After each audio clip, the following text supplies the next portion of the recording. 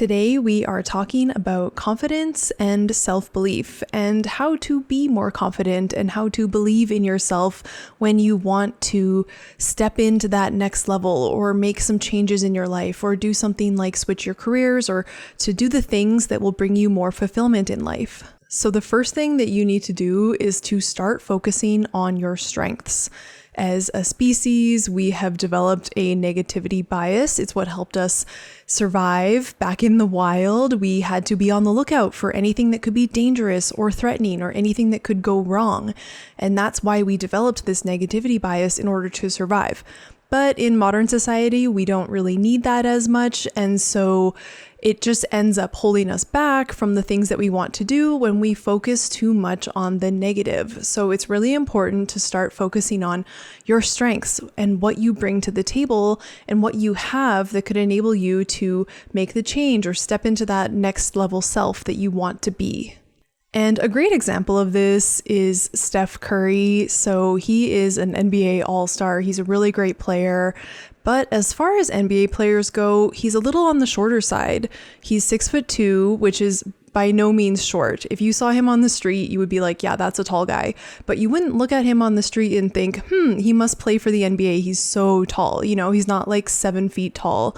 And so that wasn't his strength, but he didn't focus on that, right? He focused on what he brought to the table. And one of his strengths was great hand-eye coordination, and he worked on developing that. He's really great at dribbling. He's a really great shooter. And so he used his strength to his advantage, and he brought that to the game. And now he's one of the best players ever. And so you need to start thinking about what are your strengths? What do you bring to the table? Instead of focusing on trying to improve the things that you aren't as strong at, how can you focus on really dialing in the things that you are strong at? And if you're not sure what your strengths are, or you just haven't really thought about it, or you've been a little too focused on what you don't have, then some things that can help you are personality tests like Myers-Briggs. And once you know your personality type, they go through your strengths and your weaknesses, and you can do that test for free online. Another thing that you can do is the VIA Strengths assessment, I believe. I forget the exact name of it, but I can put it on the screen. And that'll also develop a list of strengths for you based on a questionnaire. And this can just get you thinking about your strengths outside of what immediately comes to mind. I remember when I wanted to switch careers and I was an engineer, and I was so focused on like all of my engineering strengths that sometimes it's hard to think outside of that, outside of what I do every day. It's like, okay, I'm good at Excel, I'm good at modeling, I'm good at other things, but how would that ever apply to another job?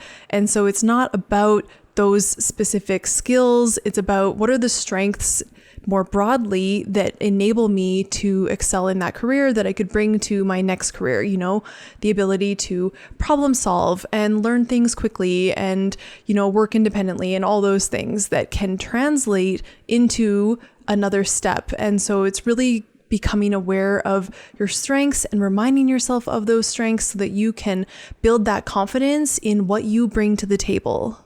And all of this really comes down to backing yourself. It's up to you to back yourself, back your abilities, back your own dream, because you're the one who's going to make that happen. Other people aren't going to make it happen for you, so it doesn't really matter if they believe in it or not. It's you that needs to believe in you. It's you that needs to believe in your vision and where you're going. And if you have this reliance on external validation, what happens the second that someone's not validating you? What happens when they don't say good job, or when they don't give you that gold star, or when they disagree with what you want to do? Where does all that confidence go? Out the window, right? Like, let's think about Steph Curry. If you were like a shorter kid growing up and you start telling the adults in your life that you want to go to the NBA, and let's just put his dad aside and just think about the context of like a shorter kid wants to go to the NBA. Some of the adults are probably going to be supportive, but some of the adults are probably going to say something like, I don't know, like you're kind of short. Don't you need to be like 6'5" to be in the NBA?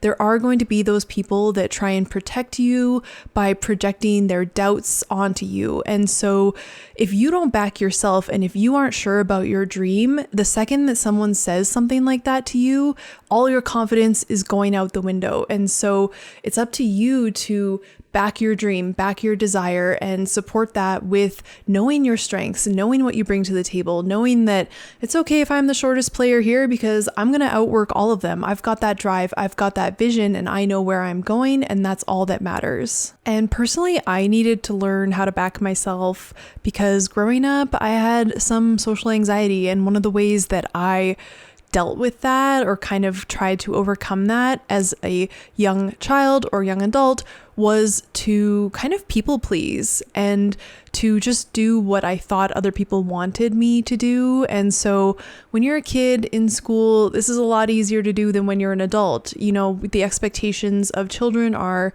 be good, don't be a pain in the butt, and get good grades. And so that strategy of not really backing myself and just getting that external validation from adults and teachers worked out when I was younger. But then when you become a young adult and you're living your own life, it doesn't really work because the expectations aren't that clear and you can never really make everyone happy. And so I really needed to learn how to back myself. And this really came to the forefront when I was looking to leave my engineering career that was making me six figures, was stable, had good benefits, good coworkers, good work, all of that stuff. When you tell people that you're leaving that type of job to go start your own business, they're going to think, what are you doing? Like, why would you do that? Not everyone is going to support you in that. And so I really needed to be able to back myself and really focus on, I'm going to make this happen. I can do this. I'm going to put myself first and choose fulfillment and choose happiness and make this happen. And I know I can make this happen. And I have this drive, I have this vision, I have this desire for a reason. And so I'm going to find out why, and I'm going to do this. And I don't need other people to boost me and lift me up and back me in doing this because I'm going to make it happen for me.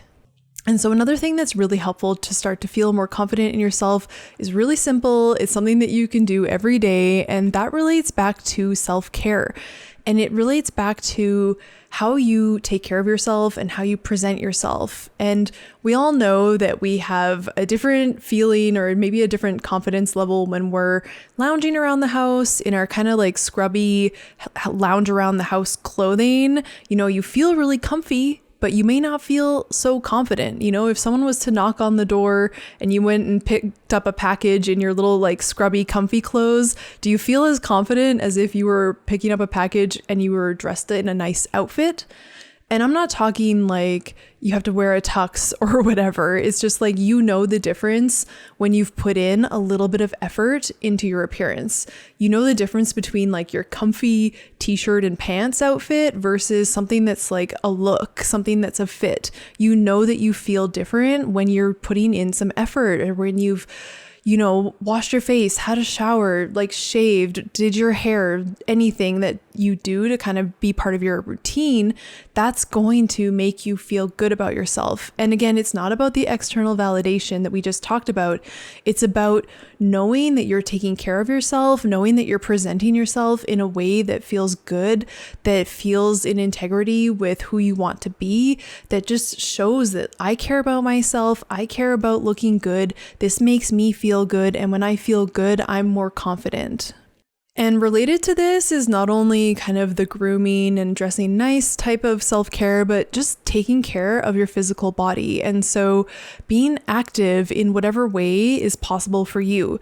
I like to go for walks. I really like getting fresh air and sunlight and relaxing and kind of meditating on my walks and listening to the sounds of nature and the wind and the birds. And that's very calming and grounding for me. And that makes me feel good in some ways. And then when I go for a run or do something more physical that's a little bit more intense, that for me personally makes me feel really good about myself. It makes me feel strong. It makes me feel confident. It makes me feel like I've done something good for myself. I've taken care of myself, and I can show up and feel good for the rest of my day because I did these things that allowed me to show up. And that's really what self-care is about.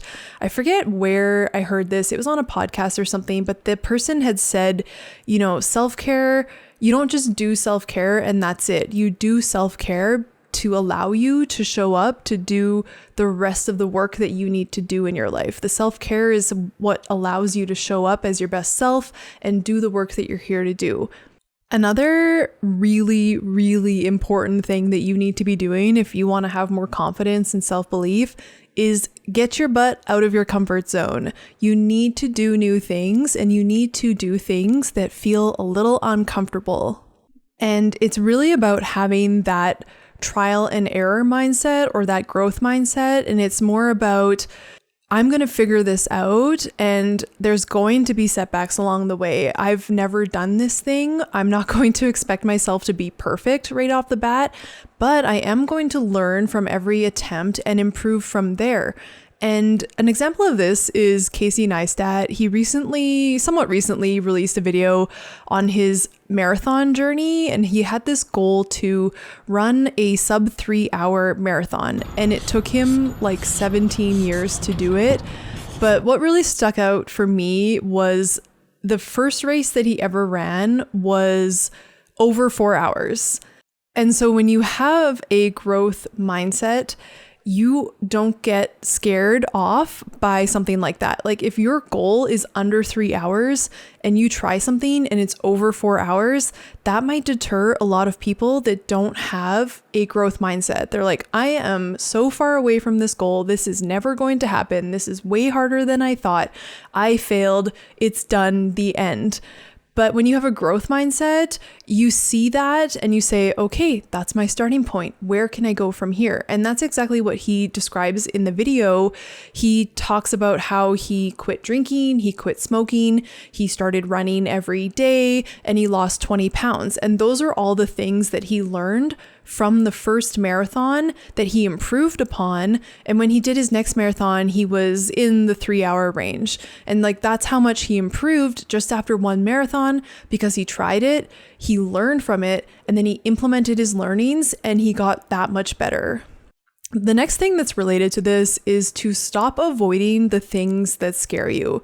And again, this is related to your comfort zone, but it's less about trying new things and it's more about overcoming the things that hold you back or that make your life smaller. Because if you're constantly avoiding things because you're scared of them or they make you uncomfortable, then you're living a smaller life. You're not including those things in your life because you're avoiding them. And there's this wheel in psychology that basically shows that when you see something that you're fearful of and you avoid it, you get short-term relief, but ultimately it develops into more anxiety in the long term when you kind of go around and continuously avoid these things. And so an example of this from my own life is when I was a newer driver and you would go on the highways, and for some reason I was kind of nervous about driving beside semi-trucks just because they're like big and there's wind gusts and stuff, and it's just a thing, I guess, when you're a newer driver. And that was something that I kind of wanted to avoid because it made me uncomfortable. And one of the first things that I had to realize was, where does this even come from? Like, why am I uncomfortable with this in the first place?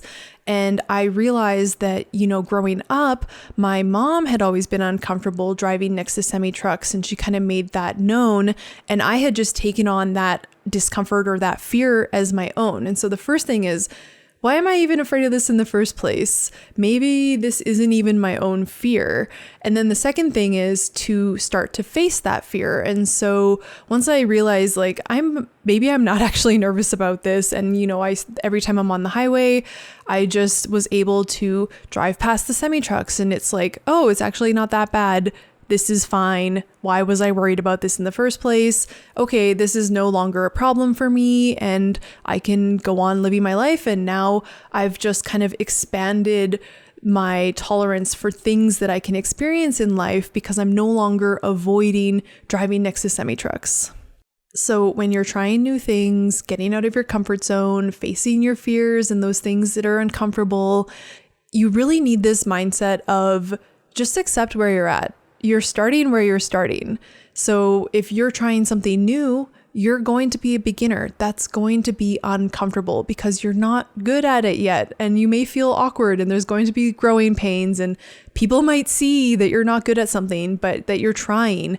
And that's okay. That's the mindset that you need to have is I'm a beginner in this. There's other things that I'm good at and that I'm a master at. But if I ever want to have something new in my life, I need to be a beginner at some point. And you just have to be okay with that and not let that hold you back. And an example from my own life that encompasses everything that we've been talking about is when I moved to a new city and the neighborhood that I lived in only had street parking. And so I had to get good at parallel parking because there was nowhere else for my car to go. And previously, where I lived before had angle parking. And so I never really had to parallel park. I just did angle parking. And so having to learn to parallel park in this new area that I was living in was uncomfortable. I knew technically how to parallel park because everyone learns that when they go through driver's ed. But if you don't use that skill, you're not going to be as confident in it. And so I had to really get outside my comfort zone if I was going to be able to park my car in the neighborhood where I lived. And I had to be okay with starting where I was at. I was able to parallel park technically, but I was kind of a beginner at it. I hadn't practiced it a lot. And so, yes, I was slower. Yes, maybe it took me like a few more tries than I would have liked, but it was necessary. I needed to face that fear in order to grow as a person. Which leads to my next point that will help increase your confidence, which is by increasing your competence. So when you do things over and over, eventually you'll get better at it. You'll get more competent, and that leads to confidence. When we think of Steph Curry, how many three-point shots has he shot in his lifetime from every spot on the court? That repetition and that competence is what gives him confidence in the game that he can just have a ball from anywhere, throw it up to the net, and it's probably going to go in because he has just repped it out year after year. He's put in the work to get good at what he wants to do. And that's the same as me with my parallel parking example. After years of living in this neighborhood, parallel parking multiple times a week in spots of varying size and ease as far as getting the car in and out, eventually I got to a level of comfort where I felt that I was good at parallel parking. And then I had the confidence that, whenever it's required of me to parallel park in the future, I've got it because I've done it so many times at this point. And so this leads to my next point, which is do not compare yourself to others as a way to put yourself down. When you look at other people that are ahead of you or doing something that you want to be doing, that's inspiration. That's someone that you look at and say, that's possible. That's great. I want that too. And I'm going to go after it. And that person shows me that it's possible.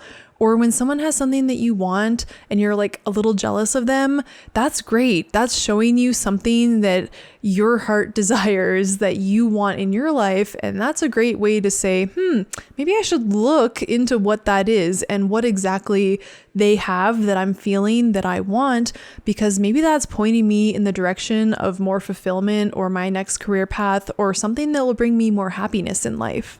And I know that some people can look at other people that are way ahead of them and say, see, I can't do that. I'm not like them. That means that's not meant for me.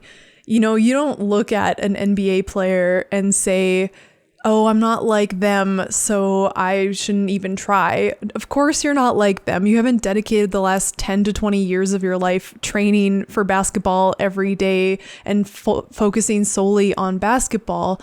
So use them as inspiration. Use them as, what do I need to do to get that good? That's how you can feel confident in knowing that it's possible for them, it's possible for you. Look at what they did, and you can replicate that in your own life and make it happen for you. And so another mindset hack that you could use is the mindset of you only fail if you quit. when you have little setbacks or failures along the way, those aren't reasons to stop. It comes back to having this growth mindset. Those are actually what makes you better. When you grow through those things, you get better. You become more capable of doing or being who you wanted to be or doing what you wanted to do every time you overcome a hurdle. The hurdles are the stairs or the rungs of the ladder that ultimately get you up to where you want to go. Your goal is the top of the roof, and every time you overcome a setback, that's one rung on the ladder, and eventually you get up to where you want to be. And I think of this example of Casey Neistat running the marathon. He took 17 years to reach that goal. He ran 25 marathons before he was able to reach that goal. So every time he did a marathon, he learned something. He got better. He became more determined or whatever. And it's really about allowing those to be the stepping stones, the staircase that gets you where you're going, and not something that proves that you shouldn't be doing what you're doing.